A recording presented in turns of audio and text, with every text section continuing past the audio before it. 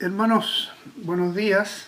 Seguimos esta semana con nuestras meditaciones devocionales con respecto al Sermón del Monte y de manera específica a lo que se conoce como las bienaventuranzas.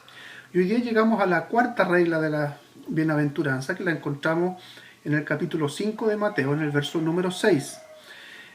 Tengo que recordar aquí algo, que esta llamada regla de la bienaventuranza tiene que ver con lo que vimos ya al inicio de esta serie de meditaciones, de devocionales, con un estado en el cual se encuentra el hombre, especialmente los que son del Señor, los que son hijos del Señor. El ser bienaventurado, más que un sentimiento, más que una expresión de poder vivir una alegría, un gozo, como se define bienaventuranza, es un estado, es decir, el hombre que ha sido rescatado por el Señor, el hombre que ha sido rescatado por Dios es bienaventurado.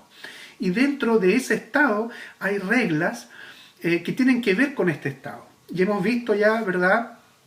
Bienaventurados los mansos, bienaventurados los pobres de espíritu, bienaventurados los que lloran. Vamos a hacer un pequeño resumen de esto al final. Hoy día nos encontramos con el verso 6 que dice: bienaventurados los que tienen hambre y sed de justicia, porque ellos serán saciados.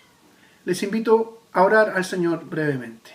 Señor, nos enfrentamos a tu palabra para tener un breve devocional, meditar sobre ella, que tu Santo Espíritu nos ayude para poder escudriñarla, Señor, aunque sea brevemente, y poder obtener también alimento espiritual para nosotros y seamos fortalecidos en nuestra fe. En el nombre de Jesús, amén. Entonces, la cuarta regla de la bienaventuranza es anhelar justicia. Bienaventurados, dice la Escritura, los que tienen hambre y sed de justicia.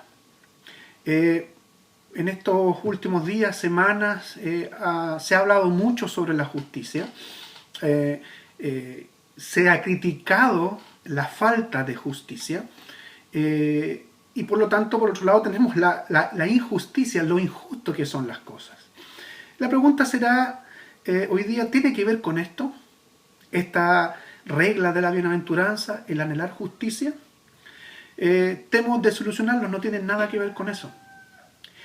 La palabra justicia aquí apunta a una justicia que tiene dos, o a la justicia que tiene dos variantes, que habla de una justicia, nos habla de una justicia imputada y también de una justicia impartida. Pero, ¿qué tiene que ver con esto? No tiene que ver con la justicia o la injusticia que vemos en nuestra sociedad. Tiene que ver con lo que pasa en nuestra vida, con lo que pasa en mi vida, en la vida incluso comunitaria, en la vida de la iglesia. Tiene que ver con aquella justicia que hemos encontrado en Cristo Jesús. Tiene que ver con aquella justicia que tiene o que está relacionada con nuestra manera de vivir. Veamos un poco más al respecto. La palabra del Señor nos habla de lo que significa ser justificados delante de Dios. Delante de Dios nadie, dice la Escritura, será justificado por obrar bien o por las obras de la ley, sino que será justificado por medio de Cristo o a través de Cristo, con un vehículo, a través de la fe. Por gracia ustedes han sido salvados por medio de la fe. Y esto, la salvación y además la fe, no es de ustedes, pues es un regalo de Dios, dice las Santas Escrituras. Entonces, cuando la Escritura nos dice en esta cuarta regla, bienaventurados, ¿no es cierto?, los que tienen hambre y sed de justicia, porque ellos serán saciados, apunta a eso. Es decir, hay una bienaventuranza. Podemos estar gozosos, podemos experimentar ese gozo. Aquellos que hemos sido justificados en Cristo Jesús a través de la fe. Y esa es una justicia imputada. Se nos imputa la justicia de Cristo. Yo no soy justo, pero como Cristo me traspasa a mí su justicia, Dios me ve justo, Dios me ve sin pecado, y por eso puedo tener una relación con Él hoy día. Y la otra relación es impartida. o la otra justicia, lo que está relacionado con la justicia es impartida. ¿Qué quiere decir con esto? Vivir como justos. Nos imparte justicia el Espíritu Santo. El Espíritu Santo nos santifica. Entonces, en esa vida de santidad, en ese camino de santificación, nosotros tenemos que buscar una vida de justicia, una vida distinta al resto de la sociedad, y vivir como justos, y buscar vivir como justos, imitando a Cristo Jesús. Es claro entonces en la Escritura, como acabamos de comentar, que nadie será justificado delante de Dios por obrar o vivir de una manera especial.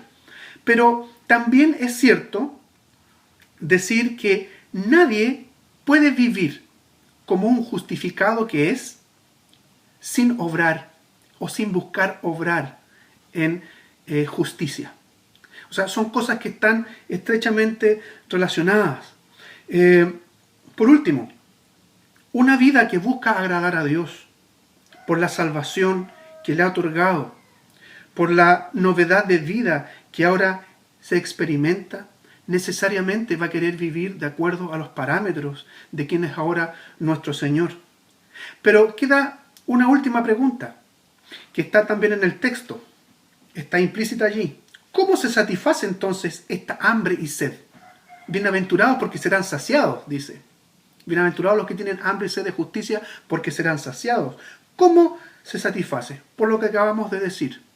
Aquellos que se dan cuenta de que delante de Dios son culpables, anhelarán, así como cuando uno tiene mucha sed. Quizás los que están escuchando nunca han pasado hambre, por gracia del Señor. Pero sí hemos pasado sed, después de una actividad física, después de estar mucho tiempo nada más sin beber agua. Así como uno anhela un vaso de agua, así serán saciados todos aquellos que se dan cuenta que delante de Dios no son justos, que delante de Dios son culpables. Ellos serán saciados. Y somos saciados a través de la obra de Cristo y de esa imputación de justicia. Y en segunda instancia, somos saciados por la obra santificadora del Espíritu Santo. Así entonces obtenemos una justicia, anhelamos una justicia y la obtenemos en cuanto a la condición interior nuestra, esa que es imputada por Cristo, pero también en nuestra conducta exterior, lo que hace el Espíritu Santo con nosotros. Resumiendo, cuando percibimos la gravedad de nuestro pecado, nos convertimos en pobres de espíritu, como vimos en un principio. Nos vemos pobres delante del Señor. Y el Señor, como dice la Escritura, dice que en los de los pobres de espíritu es el reino de los cielos. Porque aquellos tendrán el cielo, aquellos tendrán esa nueva vida en Cristo.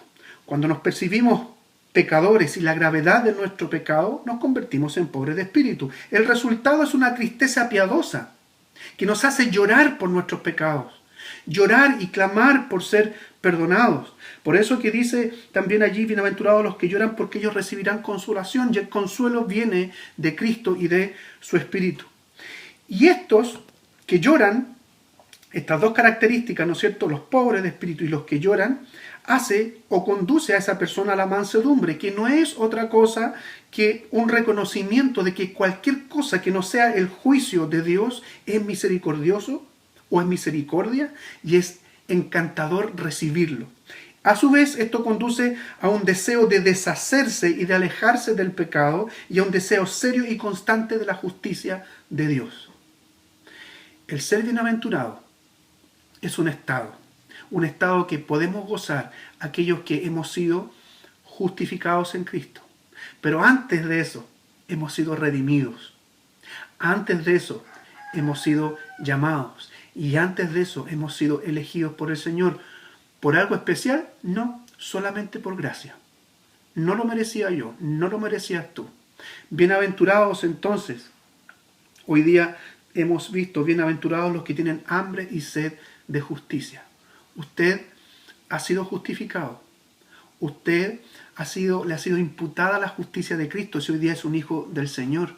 Pero además el Santo Espíritu está orando en su vida. y está siendo saciado constantemente de ello. Si no, revísese y vea si es necesario tener una relación correcta con Dios o si está alejado del Señor. El Señor tendrá misericordia. En arrepentimiento y fe puede ir al Señor. Que Dios nos bendiga y que sea un buen y lindo día miércoles.